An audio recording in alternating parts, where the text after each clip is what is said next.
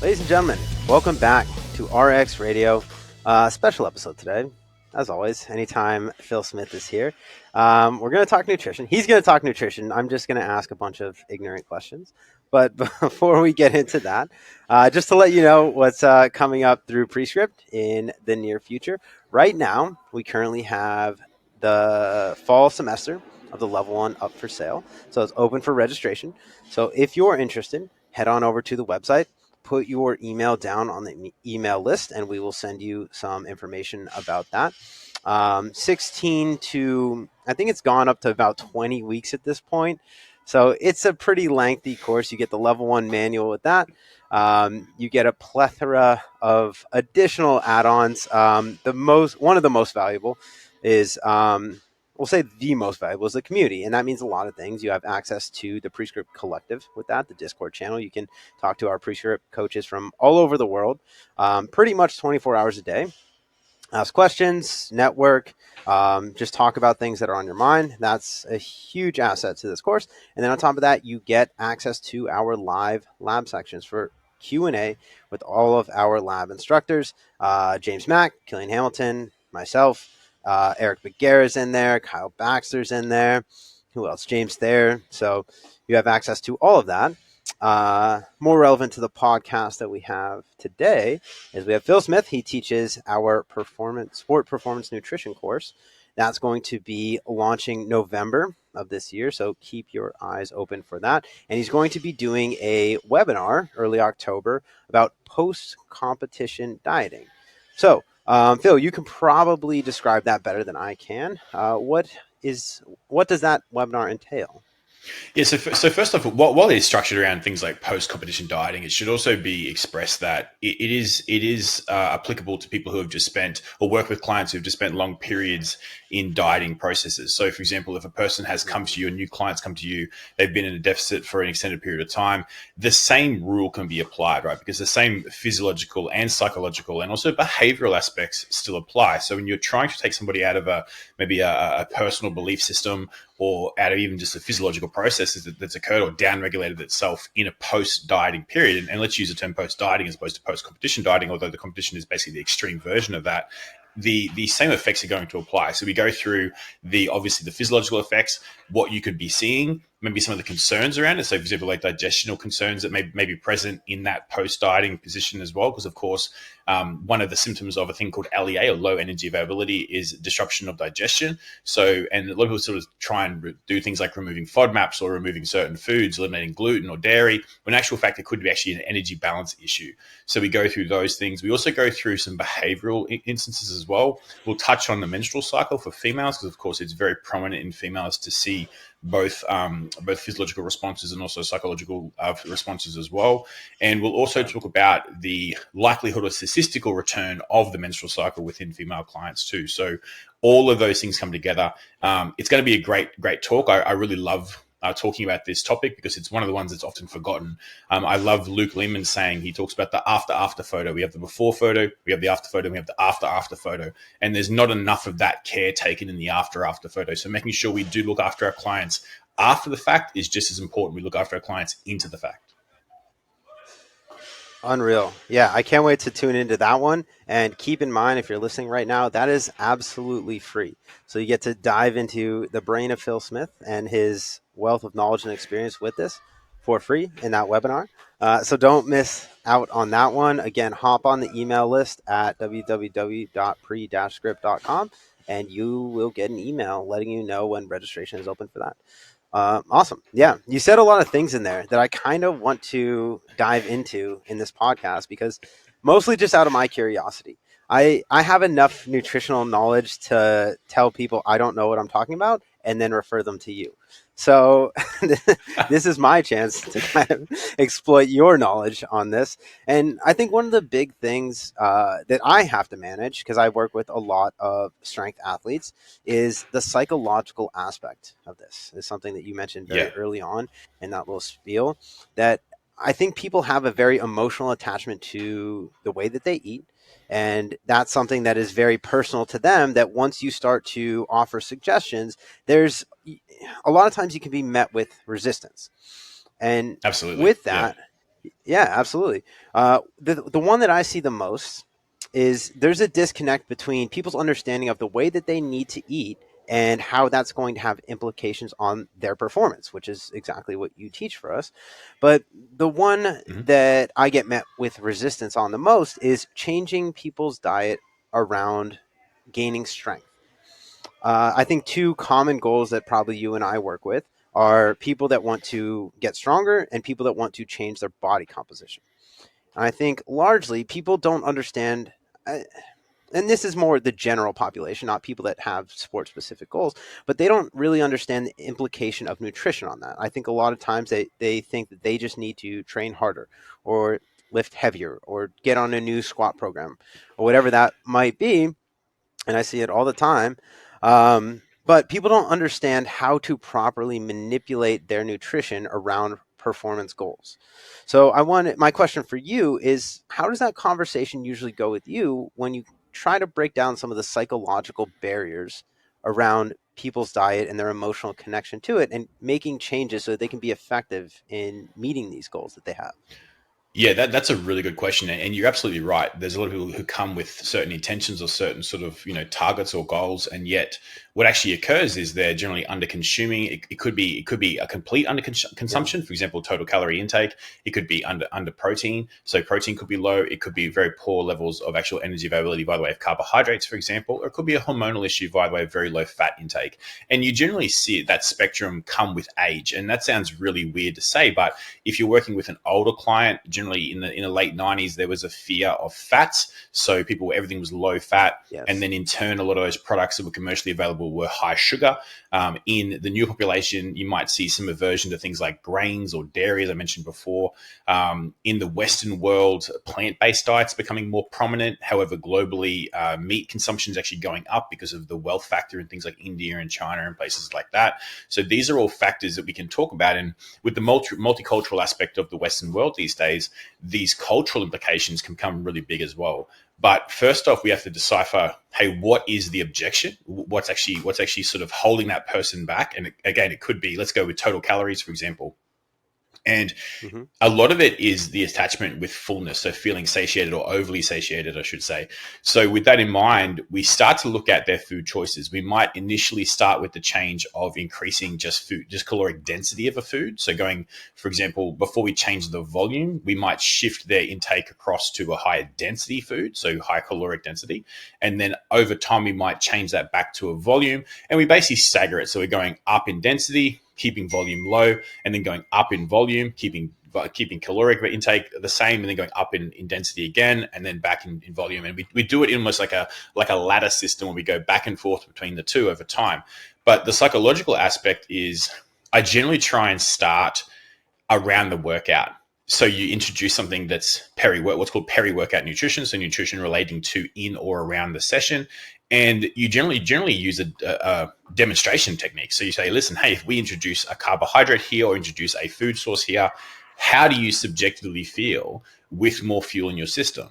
And again, you're giving them something which is going to be accommodating. So you're not giving them a big bowl of oats 10 minutes before they walk into the gym floor, right? It's going to be something that's fast. It could be a liquid carbohydrate. It could be something very simple like a lolly or a jelly bean, if you want to use that language. So all of these different things are ways that we can introduce a fuel source, have that person subjectively actually feel better, and then you start to win the war, or win the battle, I should say, step by step. One thing I've been saying a lot lately to my clients is 2 steps forward, 1 step back is still 1 step forward.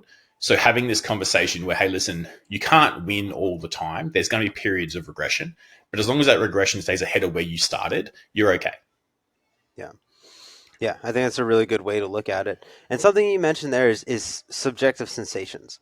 Yeah. I'm very metric based when it comes to exercise and when it comes to performance. Is there any sort of subjective metrics that you tend to monitor with these people? Yeah, things like time to exhaustion is a big one as well. But a lot of if you're using Okay. if a lot of coaches out there use training apps, for example, so you can't measure training exhaustion to any sort of objective nature. It's always going to be subjective in most cases because the person has to report to you how exhausted they feel. But there are scales, for example, right? So there are scales that are available in most training apps, and they have like a difficulty rating. Have you seen that on the back of like trainer eyes and things like that? You can see how difficult a scale is. If that person feels more energetic, or they feel better, or their rep scheme goes up, or their rest periods come down, that's a sign of just the subjective nature of energy. So it sounds a little bit aloof for me to answer like that, but that's the best way we're gonna sort of put that foot forward and say, listen, how did you feel during the session? Did you find any GI upset or any gut upset? And did you find that you were able to perform better with less rest periods? You could also introduce a timing factor too. So start timing the rest periods with that person. And excuse me, if that timing period goes down, that's going to then allow them to objectively observe a change in their performance. Yeah. Okay. That makes a lot of sense. And I like the way that you broke it down into density and volume, because I always, everything in life, I just relate back to strength training. Is that it's almost volume and intensity is what I'm thinking of here. I'm thinking ribeyes and whey protein is what I'm thinking here. That from on a scale. So when you go about having this conversation and you have a client that we're trying to make these changes with, how do you start? Does it start with a food log? Do you start to get an understanding of what they're eating at the moment and then start to make small changes around that? I know you said around the around the workout is where you typically start, but what's the basic understanding that you have to have before you can start to make these changes? Yeah, so I think I mentioned on the podcast before, I don't do questionnaires. I'm not a huge believer in questionnaires. I think questionnaires the answers can be, skirted around a little bit. They're less direct. You can have I can get more out of a conversation than I can, for example, out of a questionnaire. But one of the things I do, which is, it seems redundant, but it's actually two-stage, is during my initial conversation with a potential client or with a new client, I'll do what's called a typical nutritional recall day, where I say, listen, I know every day changes from day to day, but if I had to say typically, what would a day entail for you nutritionally? And they'll recite that, and a lot of the times it's very, very perfect in the sense of like everyone sort of likes to talk about chicken, broccoli, and brown rice, but it very rarely is it actually the case. And then after that, I'll get them to do a 5-day nutritional journal. And the reason why I do that is because there's a belief around what people consume, then there's actually what they consume. And, we know that even trained dietitians get it wrong by about 250 to 400 calories a day, and an untrained individual will get it wrong by about 800 calories a day. So again, going back to what they believe they consume versus what they actually consume. So we do the recall, which is the belief system. We do the journal, which is the actual system. And the reason why I do 5 days is because I always want it to cross a weekend. I always want to see, hey, listen, Monday to Friday, you might be El Perfecto, but come Saturday, guess what? It goes to shit. So I want to see that weekend, which is why I choose 5 days. Yeah. Yeah. That's how I know you're a seasoned professional, because I've been doing this my entire life. Monday through Friday is exactly the same. And then Saturday, Sunday is just off the wall. Like, not in terms of like shitty food, but just not consistent, not the same sort of consistency. Yeah. So I really And like a that lot of outlook. people, a lot of people also use the structure of their workday. They use that as a consistency metric. So, let's use a teacher as an example, right? They'll have breakfast, they'll have the kids' morning tea, which they'll eat, they'll have the kids' lunch, which they'll eat, then they have after school, and then they have evening. So that becomes almost like their own roster of consumption. Whereas on Saturdays and Sundays, there's no school. So it's a coffee and a piece of toast for breakfast, and they go and try and run 20 Ks. That's, or go and, do a crazy leg session in the gym. That's not going to be a suitable nutritional intake. So again, we're going back to recall or belief versus actual. And then we talk about the decisions around those foods. So if they go, hey, this is what I eat, go, well, how come you have that there? Do you find any concerns there? And you just start probing questions. Oh, I notice you have, oats for breakfast on Monday to Friday, but on the weekends you have a banana and 3 dates. What's the reason behind that? Okay, well, here's the reason why. And the client will start to divulge more information, which again, I wouldn't get that from a questionnaire. I would get that from a conversation. Yeah, absolutely. And there's always, always, always layers to this stuff, because every time I have these conversations, it always starts with, so what's your diet like? I'm like, oh, it's good. It's pretty healthy. And everyone has that answer. And I'm like, what does that mean? What does that mean to you? What do you actually eat? And then you start to pry into it. And the one thing I'm typically concerned with is macronutrients, right? I feel like that's the lo-fi model of this that I understand, I can grasp, and it's applicable. right? Is we can start to understand how much protein do you eat per day, and like, typical bro science dictates you should have 1 gram of protein per pound of body weight, or what is it, 0.8 per kilo if you're anywhere else in the world. Yeah, that's sort of It changed. That sort of changed a little bit now. It's we used to Okay. talk about sort of 2.2 grams per kilo, but the most recent 2.2. Okay. evidence, yeah, that's the ceiling. The most recent evidence is saying down around that 1.6.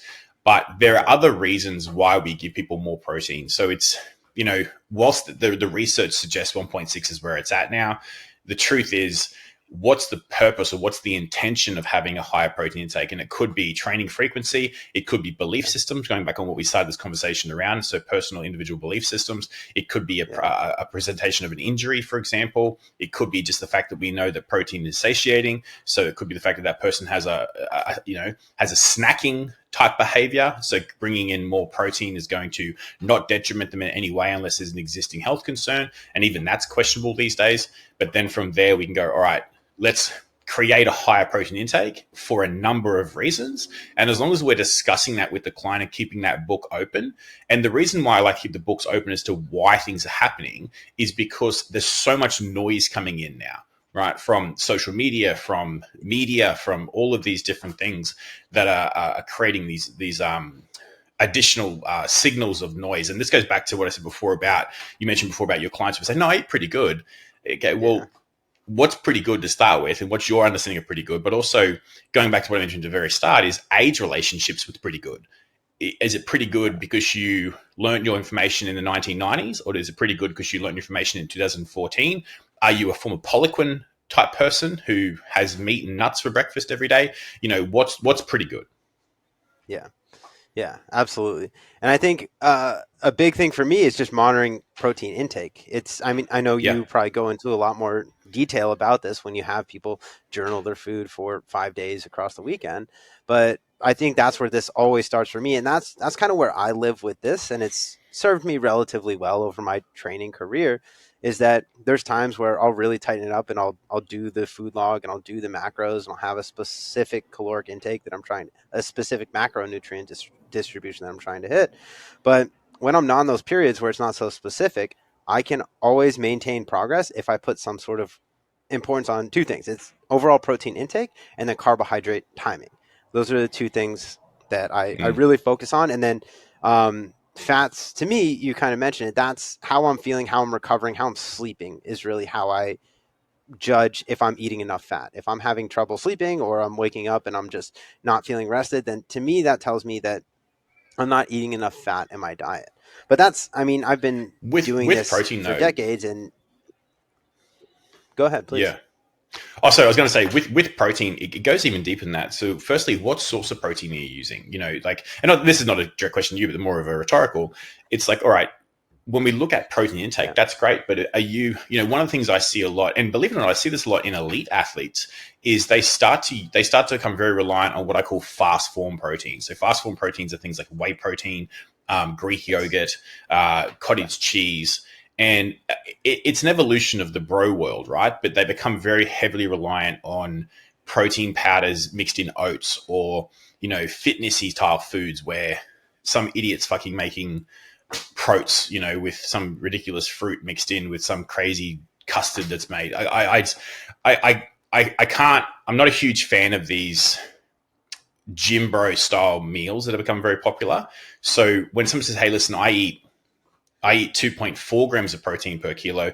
That's great. But is it coming from chicken? Is it coming from steak? Or is it coming from, 100% whey isolate protein? Because as the name suggests, protein powder is protein powder. It's not nutrient powder. So what are we missing out on? We're missing out on B vitamins. We're missing out on zinc and iron and manganese and all of these different things coming from whole food sources. So we want to make sure that in order to reach the high levels of performance, and this goes for performances and high levels of performance is relative to the individual, right? What are their goals and where are they looking, where they're coming from, where they're going to? You want to make sure we're looking at, all right, we can't reach that high level of performance unless there is an underlying level of health. And if you're getting all of your nutrients from whey protein isolate, it's not going to be the outcome that you're looking for because, of course, isolate whey protein is going to digest exponentially faster than a beef steak. or chicken or fish or any of the other things you want to insert in that B column. So understanding where it comes from is equally as important as understanding how much you're getting. Yeah. Let's keep going in on protein because I have more questions purely for my own curiosity. But there's things that I've heard lately about protein source also. Similar to what you're saying is that so plant-based diets are also very popular right now. Mm-hmm. And when we talk about protein from plant-based sources, is that the same quality or is it the same measurements that you look to have as someone who's getting it from maybe a more diverse range of not just those fast source proteins, but also chicken, beef, pork, whatever? If we're getting it from more plant-based sources, is there going to be an increased demand because of, say, amino acid profile? Yeah, so when you're looking at a person who's plant based, and I'm very glad you did use that phrase plant based and not necessarily vegan or vegetarian, and I'll explain that in just a second. But when you are looking for somebody who is plant based, it's important we do go, all right, once again, where are their sources coming from? Because as you just suggested, the actual amino acid profile of a particular protein is going to be different in a plant-based source than what it is going to be in an animal-based source, but also the complementary aspect of it. So, you know, and I'll put a pin in that, come back to it. But the reason why I use the phrase plant-based is because I mentioned a bit earlier, the Western world is becoming, increasingly adverse to this oversaturation of animal-based protein. So we are moving across into a more balanced lifestyle around plant-based sources, legumes, lentils, nuts, things like that. So understanding that a person could be predominantly plant-based, but still have some meat, I still would include that person as a plant-based individual because they're based around plants. And of course, there's the extremes of that, which of course is veganism, but there's also pescatarian, which is just seafood. There's ovo-lactarian, which is just eggs and dairy.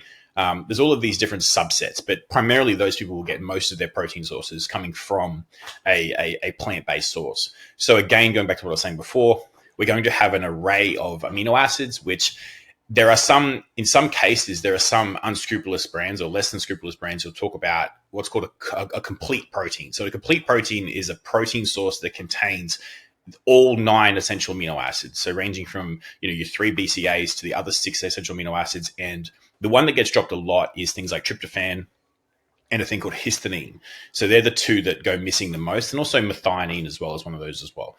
But the point I'm trying to make is that if it contains all 9 of them, technically it's a complete protein. But what people forget is the contents, it has to be there, but so does the amount has to be there as well. And in some cases, we actually have this outcome where, if I use quinoa as an example, quinoa contains all 9 essential amino acids, but the quantities of those amino acids within that content is actually very low. So calling that a complete protein is almost like it's a bit misaligned with the truth in a certain way, because you're not going to actually get the benefit that you're looking for from a quinoa-based protein source. So what they do is they combine 2 protein sources, and the most common one they do is golden pea mixed with brown rice. And it's because one is high in lysine and low in methionine. The other one is high in methionine and low in lysine. So they fit together like Tetris. They fit together like a jigsaw puzzle. And they take up the slack of the other one. And combine, that's called a complementary protein. So when you buy a plant-based protein powder, in most cases, that complementation has actually happened, right? Or if it hasn't happened, what actually occurs is we get what's called fortification, where they actually put the individual missing amino acid in, which is then going to actually fill the void and fill up that gap which is missing. But on top of that aspect, we've also got what's called the bioavailability, which is how much your body can actually utilize. And that's measured through what's called the PDCAAS score, okay, which is the protein digestibility score, or the DIAS score is the new version. And the DIAS score is the new equivalency of that. And that's going to tell us how completely digestible that actual protein source is. Now, unfortunately for the current nutritional world, is the DIAS score is the most accurate. However, it's not complete yet, and it isn't a completely it's not a complete list yet. So we still have to at some time still rely on the old measure, and the old measure doesn't take into account what's called bacterial digestion or bacterial metabolism. So we actually lose some protein digestion in the bacterial metabolism in our lower bowel, before it actually gets excreted via the fecal matter, which is where they measure it.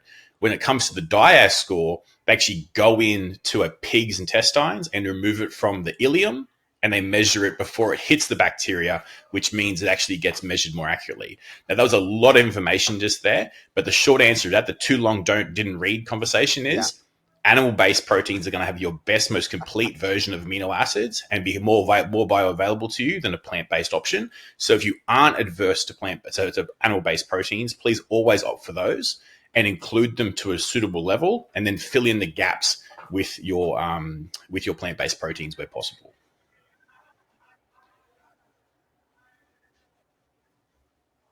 Interesting. All right. I'm learning so much, and I'm going to have to listen back and Google those acronyms when we're when we're done with this podcast. Cool. But sticking with the theme of really digging in on protein, something that I thought was really interesting to me, and I think this is something that a lot of people don't realize when they have different, we'll say, body composition goals, is that, correct me if I'm wrong, but if you're in a caloric deficit, it's actually more important to prioritize protein. So you should be eating more protein because in a deficit, you're actually going to waste muscle, right? And you'll be more prone to waste muscle if you don't have a high enough protein intake. And then as you're in a surplus, you Yeah, that's actually correct. Yep. require less protein because you're less prone to waste muscle. Yeah, that's bang on. I'll expand on that a little bit. Get it? So yeah, so All right. we All talked right. before about the Cool. 2.2 grams per kilo. We talked before about the 2.2 grams per kilo being the ceiling, but that's only a ceiling in a weight Yes. stable individual. If a person goes into a deficit, the need for protein, as you suggested, goes up, and it goes up to around 2.4 to 2.6. In some extreme cases, if a person's going into a very, very lean position, like so let's say a bodybuilding competition, for example, you might want to take it to 2.8, but that's a rarity, and that would be on a person who has extremely high muscle mass. So that's a conversation there. And as you suggested, the reason why we do that is because a person has less superfluous fuel source. So the body will go through a higher process of breakdown. Obviously, it's going to break down existing glucose, or by the way of glycogen breakdown, and of course lipolysis by the way of fatty acid metabolism as well. But it's also going to rely more heavily on a process called gluconeogenesis, and that's a huge word, but basically what it means is gluco means glucose, neo means new, genesis means to create. So it's the creation of new glucose. And it does this via the way of alternate substrates. And one of those substrates is amino acids. So if your body has a higher reliance on amino acids, well, we've only got two sources of amino acids, and one of those sources is dietary protein, and one of those sources is muscle mass. And we don't want to break down the latter, so we go for the former. So if we're providing adequate amino acids via our dietary intake, that's going to quote unquote protect what we already have to the best of our ability. Now, in 99 out of 100 cases, when you do lose weight in the extreme cases, you're going to lose what's called mixed tissue, which means you're going to lose some lean muscle mass. But if you can do your best to protect it via higher protein intake, that's the way you want to go. In the inverse of that, as you suggested, with a surplus, because you have so many, more, I suppose, standardized or sort of more suitable substrates to utilize by the way of fat intake and also carbohydrate intake, there's going to be very little need for gluconeogenesis to occur. Now, it still obviously occurs, and it occurs because it occurs in other functions as well. It also converts glycerol from fatty acid breakdowns, which is the backbone of the triacylglyceride, and it also converts lactate as well. So it doesn't just rely on protein or amino acids, it does those other things too. But the conversion of protein will actually still happen, but nowhere near as high. In fact, it's only really going to happen about 10% of your total energy needs will come from gluconeogenesis, whereas in a strong deficit, it could be much higher, 15 or 20% in some cases in extreme dieting. So the need for high protein intake in a surplus is not as high as the need for high protein intake in a deficit. Yeah, beautiful. That's much more elegantly put than my understanding of it. Okay, so as we move on, I'm just running through the macronutrients right now. So we're going to go to carbohydrates next. But I Sure. feel like this is one that there's a very strong emotional attachment to, is people's Yeah. view on carbohydrates, especially with like intermittent fasting or carnivore diet, or Atkins was a thing when I was growing up, which I think is just the carnivore diet, which is all just low carb. I don't know, but close to the keto. It's closer to keto, but it's like keto. it's Keto, the junk that's food it. keto. It's a junk food version of keto. Oh, sick. Yeah, which is keto. So when we think about carbohydrates, it's my understanding is carbohydrates are energy, right? For our muscles and for our brain.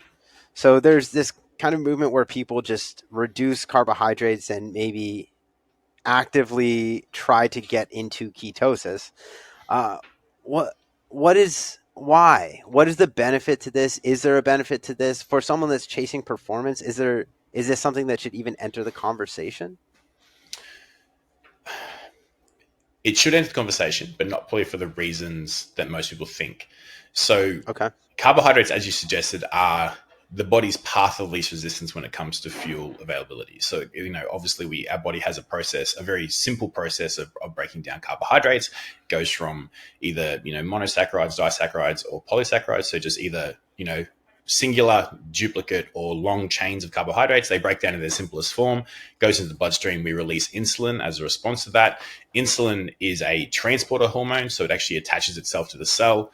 It opens up the cell and allows that glucose to enter into the actual cell itself. That is a very simple process compared to, say, for example, the conversion of proteins into amino acids into fuel. And obviously, even the breakdown of fatty acids is a more complex conversation as well. So carbohydrates definitely position themselves as the path of least resistance when it comes to fuel source. We also have an ability to store it in the form of glycogen and then easily break that down as well. Okay, so Right. our body's ability to utilize carbohydrates, again, is very simple. Now, the reason why people get mixed up with this sort of stuff is because, in order to, if I go back to the competition aspects of the bodybuilding competition or physique competition, is in order to get very lean, there's a good argument for depleting glycogen to a pretty heavy amount, right? Fueling yourself only when that fuel is required, i.e. around a workout, and then really trying to maximize the breakdown of fatty acids outside of that peri-workout window. So this conversation around things like low carbohydrates has extended now into the populace, where people think, hey, in order to get lean, I need to do that.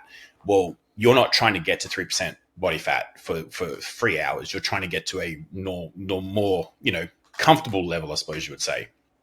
Now, when it comes to performance, and I'll come back in a second. When it comes to performance, carbohydrates are responsible for the top end of our output. And again, it comes back to the fact that they are the simplest path to energy provisions, right? So our body actually requires half the amount of oxygen to break down carbohydrates as it does to break down fatty acids. Okay. So in order for us to utilize fatty acids at a very high level, the amount of oxygen required, and I'm going to say high level, I mean high output, the amount of oxygen required would be exponential, and we can't actually get the most oxygen into our body because it's limited by the diffusion between the lungs and the bloodstream. So because of that, we actually require another source of fuel at the high end, and that's going to be carbohydrates. So basically what that means is, as we approach from, a level of output of, say, 0 up to 100, once we actually get to about 65%, there's a really good 50-50 split of our body using carbohydrates and also fats as fuel. But once we exceed that 65%, the reality is the fat utilization starts to go down and down quite dramatically, and the carbohydrates inversely goes up. So as we become higher and higher, close to that 100%, it actually gets more and more reliant on carbohydrates. And once we pass about 75 to 80% of our maximal output, it's pretty much exclusively carbohydrates. And again, that comes back to predominantly the fact that we can't oxidize fats as fast as we need to because of that limitation of oxygen availability. Okay. Now, So go. sorry. My next question was going to be, how does quality of carbohydrate play into this? Because if we're talking oatmeal and berries in the morning versus Mm-hmm. my personal favorite, a full sugar Gatorade pre-workout, how does this play into the available energy, and how does that kind of ripple into, we can even say, body composition to some extent? Yeah, sure. So there's a few things to unpack there. The first one is Yeah. it's firstly the structure of the carbohydrate itself is going to be a limiter there. So obviously you mentioned oats versus, say, a Gatorade. If we stay with the global Gatorade, not the American Gatorade, because the American Gatorade has high fructose corn syrup in it. But if we talk about global Gatorade, it's primarily glucose. So if we look at just glucose as a source versus, say, like oats, for example, which are what's called a polysaccharide or a complex carbohydrate, when we talk about a complex carbohydrate, our body has to cleave each unit of glucose off individually in order to break that down into its simplest form. So that itself takes time. It's not instantaneous. The oat doesn't hit your gut and just dissolve into nothing. It takes time for it to cleave. Also, as well, the fiber content of the oats will also change, one, gastric emptying, which means how long it takes for that food to leave the actual stomach. And then also it'll change gastric motility, okay, intestinal motility, which is how long it stays in the intestines and how long it takes to go into the bloodstream. Whereas if we talk about glucose, and in this case, you're using the example of Gatorade or Powerade or one of the aids that you want to use, it's going to have very little gastric emptying time because, one, it's a solution, so it's in a fluid, which means the body will release it very, very quickly. It'll also have very high transit time in the intestinal cavity as well, and then very high absorption because it's already in the glucose state. It doesn't have to become any smaller. Therefore, there's no additional digestion required. So that's going to change the speed in which that carbohydrate goes from the intestinal passage into the bloodstream. Okay. Mm-hmm. And then on top of that as well, if you're using a sports drink, Gatorade, Powerade, etc., that also has sodium in it. And the best thing about that is sodium actually is required to get glucose into the actual cell itself of the gut and therefore pass into the bloodstream even faster. So that actually is an important factor as well. That's going to then translate into a very rapid increase in insulin, and therefore that storage capability of that carbohydrate or that availability of that carbohydrate becomes very prominent. Whereas if we're trickling the carbohydrates in as the oats get broken down, it creates a much lower response in insulin release, and therefore maybe not as high availability to that individual.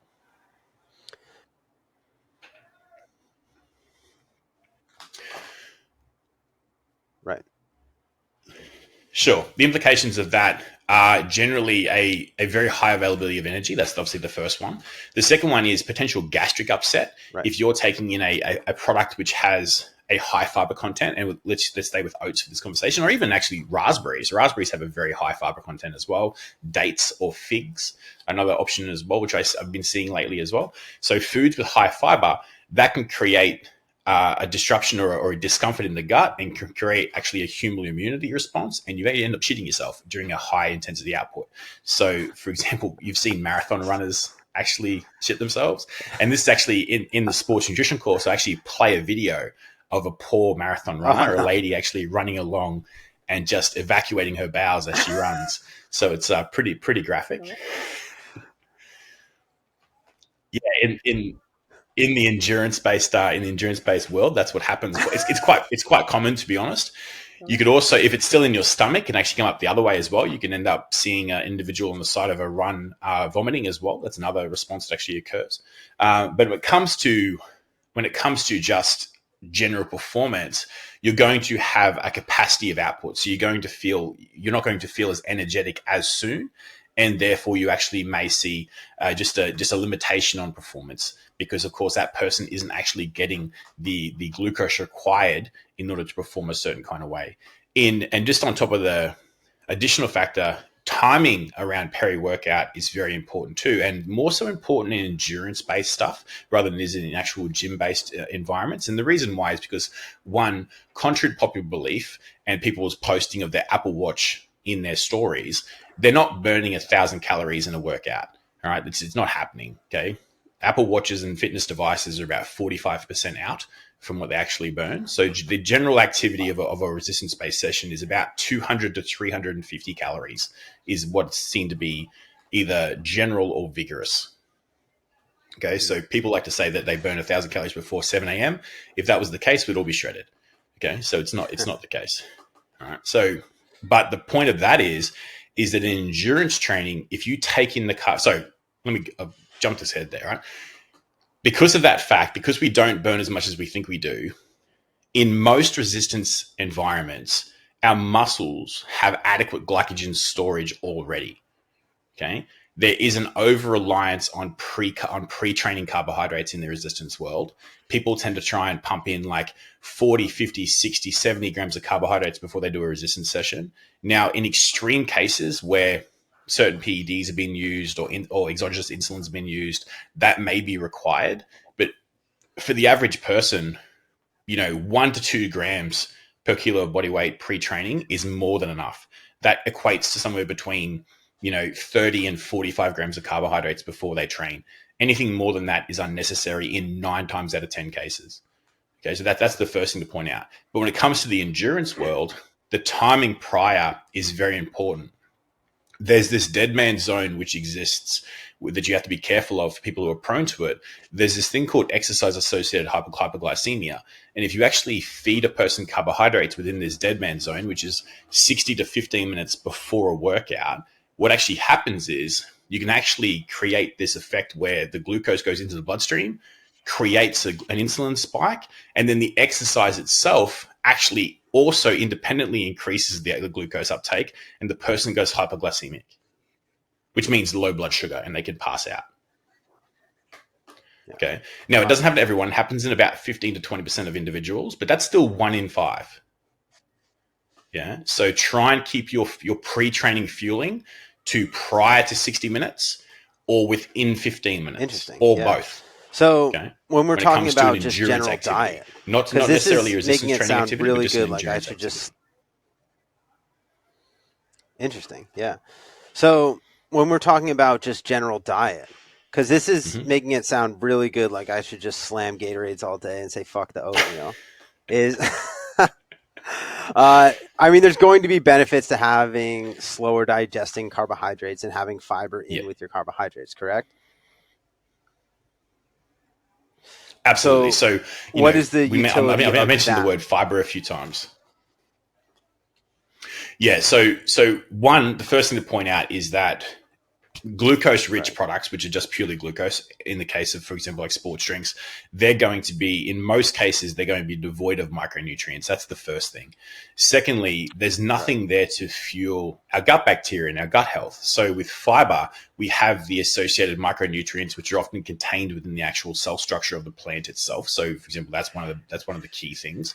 We also have this ability to provide, when we talk about complex carbohydrates, or what I like to call fiber-rich carbohydrates, we actually have this ability to provide both soluble and insoluble fiber.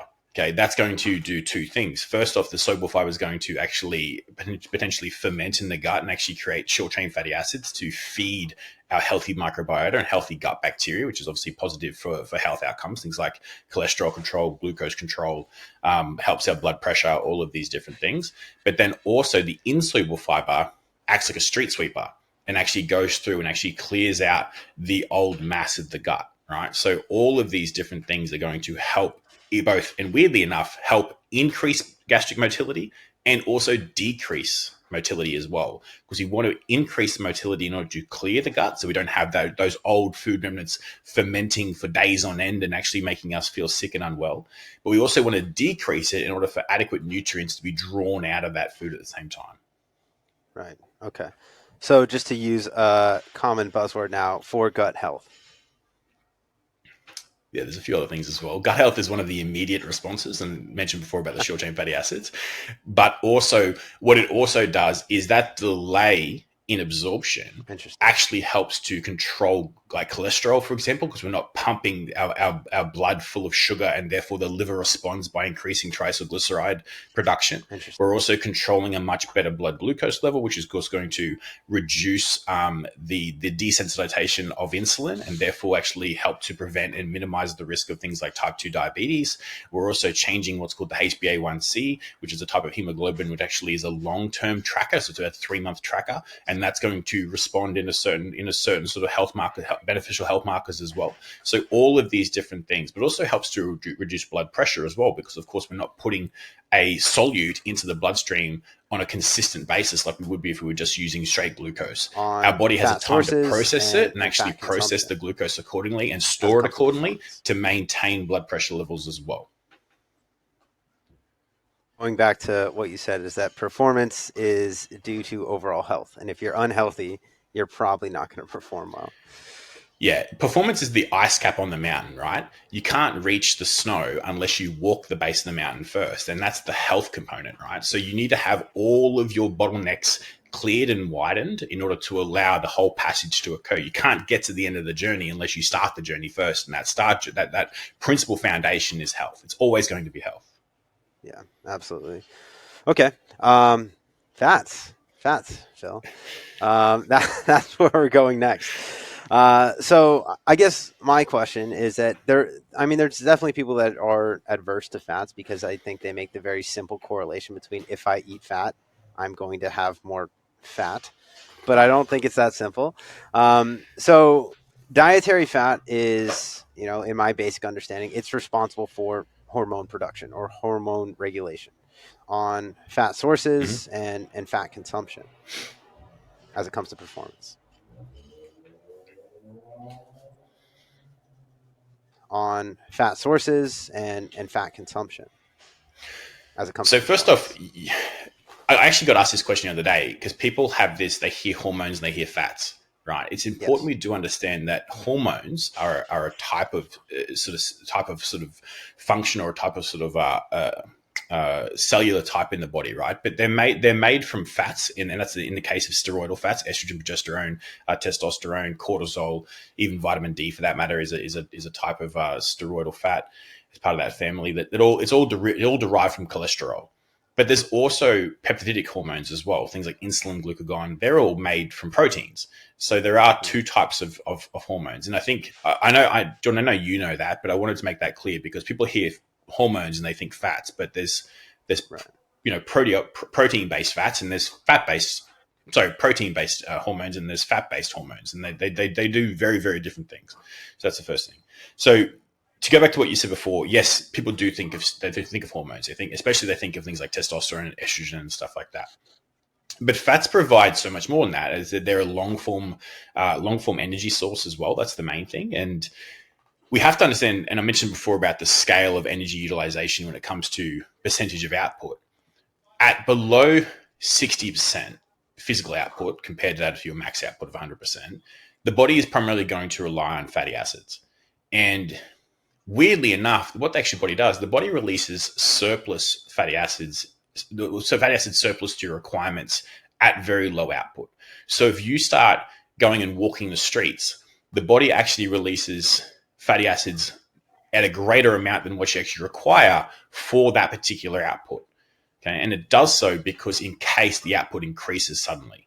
Right? The body's constantly thinking about survival, thinking about change in environment. It's thinking about what's the worst that's going to happen. So it provides additional fuel where the body requires it, or when the body, just in case the body requires it. So that's a big function as well. So you and I sitting here, me talking shit all this time, is most likely going to be primarily fueled on fats. Because I'm not huffing and puffing and working at 100% as much as I'm talking too fast. So all of these things are things we need to consider. Fats also provide, as you mentioned before, about steroidal health. So we've got production of the endocrine hormones in the form of testosterone, estrogen, progesterone. As I said before, cortisol, also aldosterone as well, which is the sodium controller in the body. And I said before about vitamin D. And all of these things are synthesized via cholesterol. So having that conversation is very important as well. But when we talk about the lipoproteins leading from cholesterol, we also understand that the body creates, things like very low density lipoprotein, which then it leaves the liver, and as it goes from the liver, from the central position out to the peripheries, it actually drops off cholesterol and cholesterol esters and things like triglyceride and all of these different things for energy provisions to be utilized along the way. Okay. Now, the unfortunate part of that is it also it drops off things by mistake as well. And it does that through a thing called APOB, right? And it does that, it drops off plaque. So when it gets to the far end of our extremities, the body repackages everything back into HDL and then transports it back to the liver. And the good news about that is that repackaging allows that plaque that was dropped off to then be picked up and taken back. So that's a big part of this whole fat conversation. And that's one of the reasons why your dietitian or your nutritionist or your doctor or the media in general is harping on about like polyunsaturated fats and monounsaturated fats versus, say, saturated fats, because it's the PUFAs, polyunsaturated fats, which are going to do the job of promoting the production of the HDL, which will pick up all the shit that all the saturated fats will drop off. Yeah. So making sure that we have adequate levels of plant-based fats, and that's where those PUFAs come from. So polyunsaturated fatty acids, they come from predominantly from plant-based sources. So creating this understanding, just like I talked about with proteins, where's the fat coming from? Protein is not protein, fat is not fats, carbs are not carbs. Understanding where the fats come from and predominantly looking at plant-based fats is going to increase the ability to us to pick up that plaque and create a much better energy system in the body. I see. So if you were to give, say, just a basic proportion, how much of your fats should be coming from polyunsaturated or plant-based fats? Oh, at least 65 to 70%. Yeah, I guarantee a lot of people are not meeting that. I guarantee yours aren't coming from that, Jordan, because you eat so much ribeye. Yeah. Why do you have to make it so? It's grass fed though, right? So I get the grass. Does that work? That doesn't work, huh? All right. Well, fuck me. I'll eat some more avocados and olives.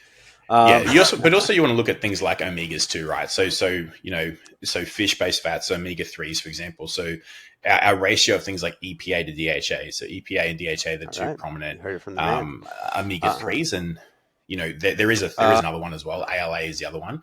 We want to make sure that we're getting a large portion of our fats, or not a large portion, but a good significant amount of EPA and DHA, either via the way of just fish inclusion, like fatty fish inclusion, obviously, or alternatively through supplementation as well, because EPA and DHA have a very large role in things like the myelin sheath around the nervous system, joint lubrication, and also joint cushioning as well, brain health, all of these different things. So making sure we're either supplementing or alternatively including a good source of omega-3 via the way of things like salmon, for example, are very important as well. So when we're talking supplementing, we're talking probably about a gram of omega-3s that you're probably taking in pills.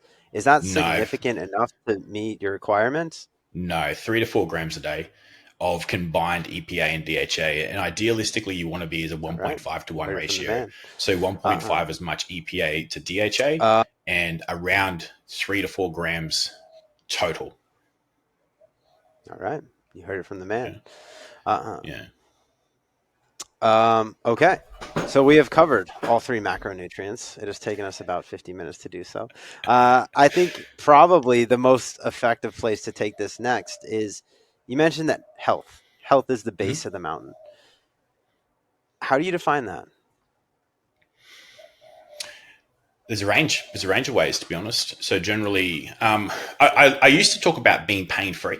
I don't talk about that anymore. Well, not as much. I don't put as much emphasis on being pain-free anymore, because in the performance-based world, you can't eliminate the risk of injury. You can minimize the risk of injury, but you can't eliminate the risk of injury. So I don't put as much emphasis on pain-free anymore.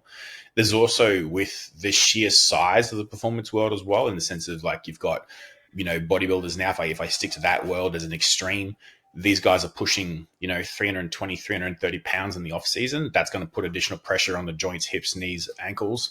I'm 308 pounds. So, I have to sort of be aware of that as well. But things like bone health, heart health, resting heart rate, HRV, all of these different markers as well, looking at pathology as well, and working with a good quality doctor in your corner as well. And I want to say that, good quality doctor, because, doctors, just like carpenters, come in all spectrums. So making sure you have a doctor that is open to the conversation of performance as well. And then looking at overall health intake and nutritional diversity. All right. That's it. So yeah. So hopefully that wasn't too sorry, Jordan. Hopefully that wasn't too generic. I know it sounds like a really rounded thing, but if we're tracking metrics as a whole, right? So HRV is a person's response to stress, right? Or ability to respond to stress. Things like blood pressure. So making sure your blood pressure is as close to that sort of, 120 over 80 as it possibly can be.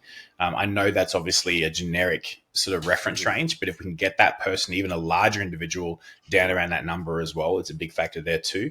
Understanding that having nutritional diversity means keeping to what you guys have heard me talk about, the toy train method before, making sure we have that diversity and range of foods coming in over a month-long period, and then rotating that train around that train track and getting that color really in our diet and making sure those colors are on rotation pretty consistently and not relying on chicken, broccoli, and brown rice for 4 meals a day for 6 months. Also, as well, moving into the physical world, how does that person move? So not necessarily talking about being pain free, but just how well do they move? How's their joint health? How's their mobility? How's their aerobic capacity?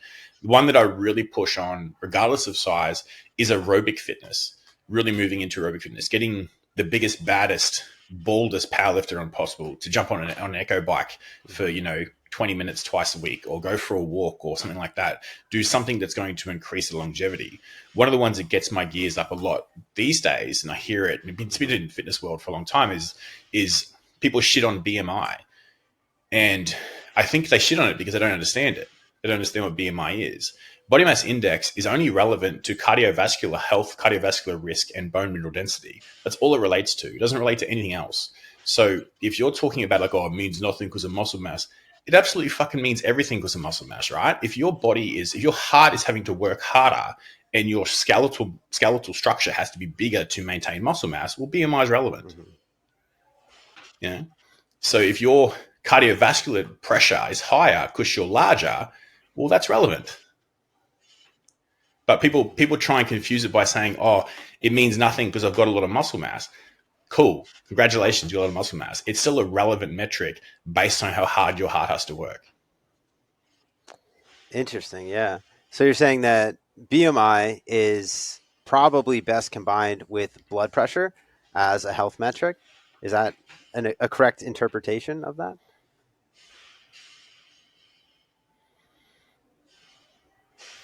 Absolutely. Yeah. It is one of the metrics. Yeah. Yeah. I love it. And I think a big one too now is looking at walking. things like overall blood glucose. So if you're measuring things like blood glucose levels, HbA1c, all of these different markers, BMI, blood pressure. Yeah.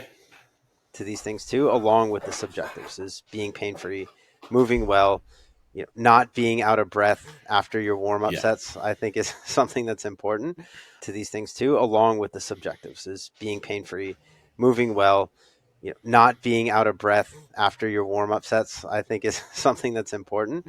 Something that's really big right now is walking. Everyone has to get their 10,000 or their 8,000 steps a day. What are your opinions on that in terms of, cardiovascular health? I think that's a really easy sell for a lot of people. It's a really low barrier. Do you think the benefits are there? Yeah, I do. I think personally, what we're really looking for when we talk about the 10,000 steps a day is just movement, right? And the reason why we track walking is because it's done by most every single day, and it's an easy thing for us to measure. So it's something that you can do via a wearable or via an application, or whatever the case may be. It's a way for us to use that as a general measuring tool. But if you have a person who I'll be honest, I open up to this category as well. I don't hit 10,000 steps a day, but I do go on an air bike. I go on an echo bike, rogue echo bike every single day. So, things like that, I'll do half an hour on an echo bike most days. And if I can't get half an hour in, it's at least 15 minutes every single day. And then I'll walk as well. So, those factors are things we're looking at. What we're really looking at is an increased output of aerobic nature. It's not necessarily hitting 10,000 steps. 10,000 steps is just a way to, again, control blood glucose, because our body is going through that energy delivery I mentioned before. And it's going through a process of allowing that glucose to go where it needs to go and more efficiently go into the cell structure, which then again has the on-shoot benefits of things like controlled blood glucose levels, better extended HbA1c, all of these different things. So if you are a person who doesn't necessarily hit their 10,000 steps, maybe when you do have a carb-heavy meal, go for a 10 to 15 minute walk. That's one of the Stan Efferding type conversations around his vertical diet structure, but there's relevance to it. So go for your 10 to 15 minute walk after each major meal, which is carb, has a large or moderate to large carb component, and then control your glucose that way as well, because your body's more likely going to regulate blood glucose that way as well. Yeah, absolutely. Unreal. I think that this is a really good conversation to have for people to listen to if they have questions around performance and how they should be eating, right? Because this is stuff that, if you don't understand these basic concepts, which I don't even understand them to the degree that you do, of course, but these are things that I have enough of a grasp on that I know how to manipulate in a way that affects performance. So I think people with performance goals, they need to be able to understand these things before they can actually start to think about manipulating their diet in a way that's meaningful. So I think that this is a really relevant conversation to have around performance. I appreciate you being here and having this conversation because it would just be me blowing smoke up people's asses if I were to say these things. So you are the credibility, Phil. Um, if people want to get in contact with you, if people want to um, undergo your coaching services, where can they find you? Yeah, the best place is on social media by Instagram. I've actually deleted my Facebook recently, but Instagram is underscore performance, or alternatively, my personal is underscore big Philly cheesesteak. Either one is I fine. love I it. have no issue with messaging that way. I don't have a website, as Jordan, as you found out before in the past through referrals. Yep. I've never had to have a website, so I just haven't built one. Is a short answer as to why. But shoot me a DM, come for the follow, all of that sort of stuff. Or alternatively, as you suggested at the start, I've got the course coming up if you want to learn more. One thing to point out as well, when people do, when I get, as you guys always say, I'll put a quarter in you and let you go. I don't speak like this to my clients, right? So I don't use these big complicated terminologies.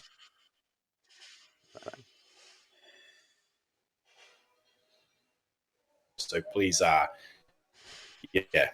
give me some credit that way. I suppose you would say.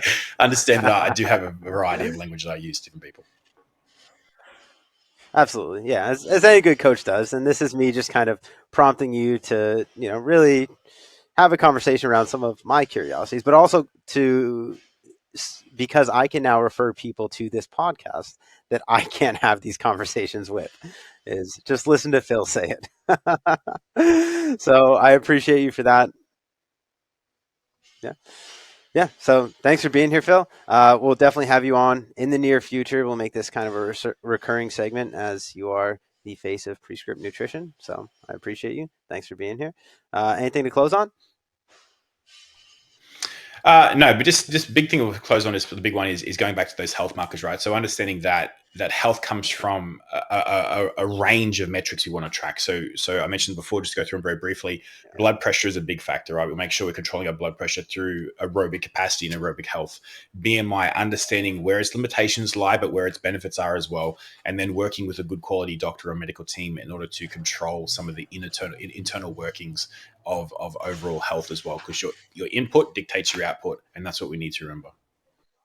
Yeah, absolutely. Awesome. I appreciate you, Phil. Thanks for being. Talk soon. Thanks, man. Appreciate it. Cheers.